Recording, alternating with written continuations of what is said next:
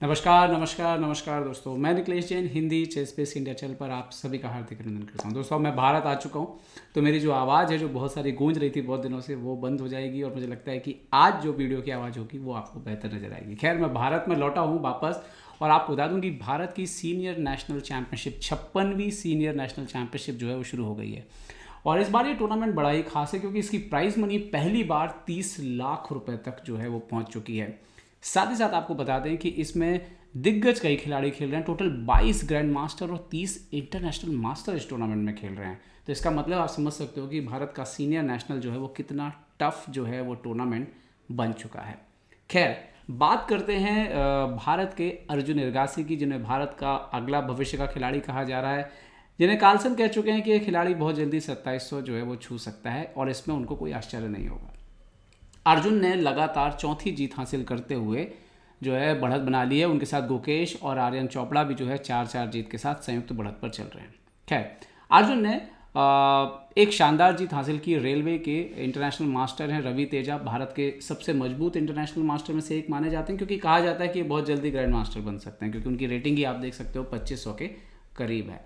और ये मुकाबला जो अर्जुन ने जिस अंदाज में जीता है ना दोस्तों, उससे आप अर्जुन के एक बार फिर से फ़ैन हो जाएंगे, जैसे कि मैं हो गया हूँ। तो चलिए देखते हैं मुकाबले में क्या कुछ हुआ, अर्जुन एरगासी ने कैसे क्या ये मुकाबला खेला। शुरुआत होती है E4 से। अर्जुन सफ़ेद मोहरों से खेल रहे थे, काले मोहरों से रवि तेजा यहाँ पर खेल रहे थे। Okay, C6। रवि जो है, आपको बता दूं कि इससे पहले मैच देखें हम, रवि तेजा जो है वो काफ़ी आक्रामक खिलाड़ी के तौर पे जाने जाते हैं। कई अच्छे मुकाबले उन्होंने ग्रैंड मास्टरों को भी हराए हैं, जहाँ पर उन्होंने काफ़ी आक्रामक शतरंज खेली है। ऐसे में ये देखना दिलचस्प था कि जब अर्जुन और रवि का मैच होगा तो वो किस तरह की ओपनिंग और किस तरह के खेल के स्ट्रक्चर पर दोनों का मैच जाता है। D4 अर्जुन ने सेंटर लिया, D5 E5। तो आप देख सकते हैं कारोकान के सबसे मेन लाइन में से एक ये लाइन है और यहाँ पर बिशप F5 जो है ब्लैक ने खेला।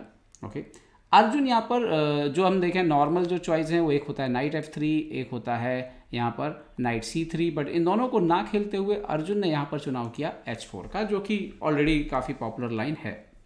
ओके, अब रवि के ऊपर था कि वो जवाब कैसे देते हैं। जो यहाँ पर सबसे ज़्यादा खेले जाने वाला जवाब है वो है H5 और H6। लेकिन रवि जो कि आक्रामक खेलना पसंद करते हैं, उन्होंने यहाँ पर क्वीन B6 खेला, जो कि खेला जरूर जाता है लेकिन फिर भी उतना ज़्यादा भी जो है वो नहीं खेला जाता है।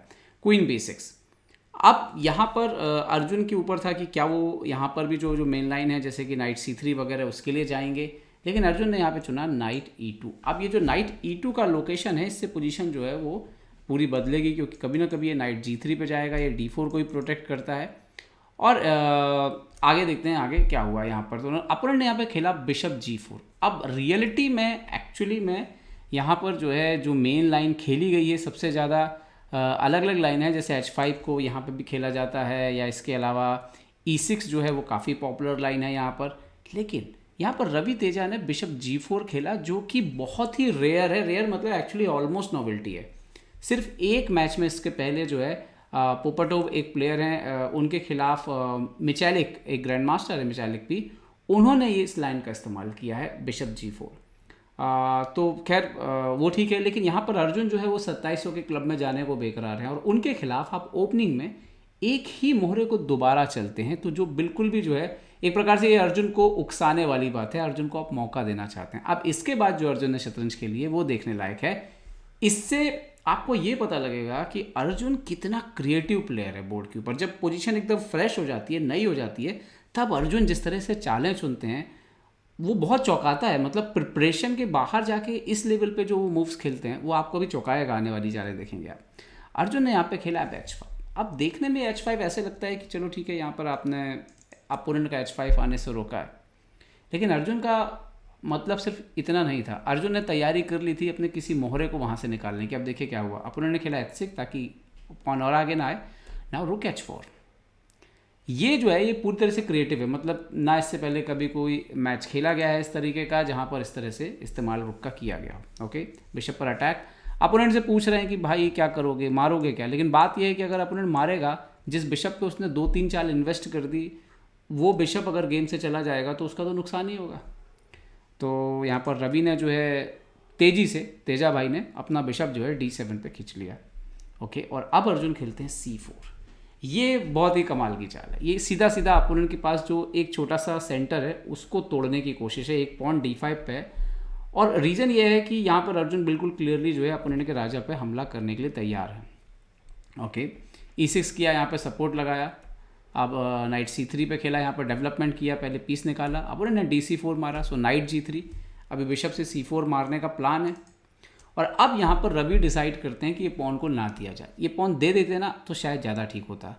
उन्होंने डिसाइड किया और क्वीन D8 गए और इस हाथी पे हमला किया जो कि H4 पे था। अर्जुन तैयार थे पहले से हाथी को शिफ्ट करने के लिए, वो हाथी को रुक को F4 पर लेके चले गए और अब फिर से बिशप C4 का थ्रेट था। तो यहाँ पर रवि तेजा ने B5 के पॉन को बचाया। अब अगर आप इस पोजीशन को ध्यान से देखें तो ये 1 2 3 4 5 6 7 8 में से 7 पीसेस अपने स्टार्टिंग पॉइंट पर रखे हुए हैं। ठीक है, मतलब बिल्कुल शुरुआती स्थिति में। ठीक है, आपने एक पॉन एक्स्ट्रा लिया हुआ है, लेकिन वाइट की पोजीशन देखिए, 2 नाइट और 1 रुक बाहर है। तो कहीं ना कहीं आप साफ तौर पे, और साथ साथ ये सेंटर का भी आप योगदान ना भूलें और ये स्पॉन की वजह से जो स्पेस मिला हुआ है वो भी ना भूलें। तो आपको साफ दिखेगा कि अर्जुन ऑलरेडी पोजीशन में बढ़त बना चुके थे और बेहतर स्थिति में आ चुके थे। यहाँ पर उन्होंने नाइट को खेला E4 पर। अब E4 पे आने से और भी एक चीज़ हो गई कि ये जो F6 और D6 है ये भी टारगेट में आने लग गया और साथ ही साथ जो है अभी भविष्य में जल्दी से जल्दी क्वीन और बिशप भी गेम में आने की तैयारी में थे। अब यहाँ पर रवि ने खेला F5, ओके, EF6। अच्छा, यहाँ पे ज़रूरी ये था कि आप बोलोगे कि F5 क्यों खेलो, क्योंकि आप देखो ब्लैक खेलेगा कैसे, ब्लैक को पीसेस निकालने हैं। तो ब्लैक को अगर पीसेस निकालने और अगर ब्लैक बहुत स्लो हो जाए तो समस्या जो है उसके लिए बहुत ज़्यादा बढ़ सकती है। तो ऐसे में उसको लगा कि भाई या तो अपोनेंट डिसाइड करे, पोजीशन को क्लोज करे, जगह दे उसको खेलने की। तो यहाँ पर F5 इंपॉर्टेंट मूव था। EF6, तो यहाँ पे नाइट F6 खेला और अब यहाँ पर मूव आती है बड़ी कमाल की, क्वीन F3 अर्जुन की तरफ से। अब क्या हो रहा है, अब F6 पे जो है वो बड़ा ही गजब का प्रेशर यहाँ पर पड़ा हुआ है। ठीक है, और अगर आप यहाँ पर F6 को एक्सचेंज वगैरह E4 से एक्सचेंज करते हैं तो एक और नाइट गेम में आ जाएगा। उसके बाद F8 पे भी प्रॉब्लम है। तो समस्या जो है वो बहुत ज़्यादा और बढ़ती चली जाएगी। इवन क्वीन E4 भी आ सकता है। तो और उसके बाद क्वीन G6 आ रहा है। मतलब पोजीशन जो है वो बहुत ही कॉम्प्लिकेटेड यहाँ पर ब्लैक के लिए हो रही थी। तो उन्होंने खेला नाइट A6। अच्छा, यहाँ पे नाइट A6 की जगह जैसे अलग अलग लाइनें क्या हो सकती थी, जैसे बिशप E7 डिफेंड करते तो क्या होता। एक तो थ्रेड है नाइट B5 मार दो, क्योंकि अपोनेंट ऐसा मार नहीं सकता, क्योंकि आप इस तरह से अपोनेंट का हाथी मार लेंगे। ठीक है, तो एक तो ये थ्रेड है। दूसरा थ्रेड है बिशप E7 पे कि वाइट जो है नाइट F6 मार दे। अब ये वाला जो है ना, ये भी एक मज़ेदार वेरिएशन है, क्योंकि इस पर सब कुछ एक्सचेंज होता जाएगा। Night E4 castle, night F6, रुक F6, queen F6, pawn F6 और बिशप H6। और इसके बाद ये जो एंड गेम है ये विनिंग है। डबल बिशप है वाइट के पास और एक कॉर्नर से पास पॉन है और यहाँ पर ब्लैक के पीसेस अभी भी घर पर बैठे हुए हैं और ये पीस कैसे खेलेगा पता नहीं। तो ये बिल्कुल टेक्निकल विनिंग था एंड गेम, पर ये बेहतर होता कि बिशप E7 खेला जाता। लेकिन खैर यहाँ पर नाइट A6 खेला रवि तेजा ने और अब यहाँ पर अर्जुन खेलते हैं कमाल की चाल, रुक इंटू F6। इतना हाथी उन्होंने दे दिया। क्यों हाथी दे दिया यहाँ पर घोड़े के लिए, क्योंकि G-F6 के बाद नाइट F6 पे जब ये घोड़ा पहुंचता है तो छठवें खाने पे जो घोड़ा होता है ना वो हाथी के बराबर होता है, कई बार तो बेहतर भी हो जाता है। और यहाँ पर इसकी स्थिति वाकई बहुत महत्वपूर्ण है। किंग E7 खेलना पड़ा यहाँ पर, तो राजा की स्थिति और ख़राब कर दी। और फिर अब देखिए राजा जो है वो काले खानों पर संघर्ष कर रहा है, तो फटाक से बिशप F4 आ गया। यहाँ पे किंग F6 मारते तो तरह तरह से मेट हो जाती, जैसे कि बिशप E5। अभी अगर यहाँ पे किंग E7 जाएँ तो queen F6 check, king E8 force है सब कुछ, king queen G6, king E7, bishop F6, तो किंग D6, तो क्वीन G3 चेक, E5 तो क्वीन इंटू E5 चेक, ऐसे मात हो जाएगी। अगर किंग F6 बिशप यहाँ पर अगर मान लीजिए कि किंग G5 चले जाएं तो यहाँ पर night E4, king H4, queen H3 से चेकमेट है, इवन G3 से भी जो है वो चेकमेट है। तो कुल मिलाकर के स्थिति बिशप F4 के बाद बहुत ख़राब हो चुकी थी। बिशप E8 खेला उन्होंने। आइडिया ये है कि कभी नाइट वाइट हटता है तो राजा के लिए थोड़ी सी जगह बन सकती है।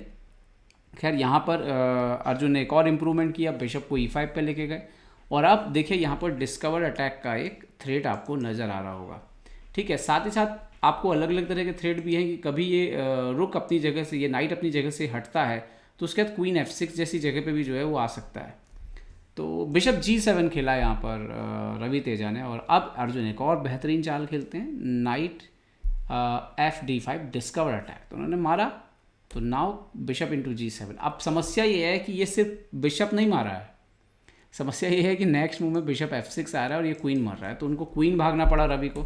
So now bishop H8, B4 किया। तो यहाँ पे आप ऑलरेडी देख सकते हो कि एक पीस डाउन हो चुके थे रवि तेजा, और यहाँ पर अर्जुन ने बड़े अच्छे संभाला। Bishop F6, king D7, night D1 को बचाया पहले।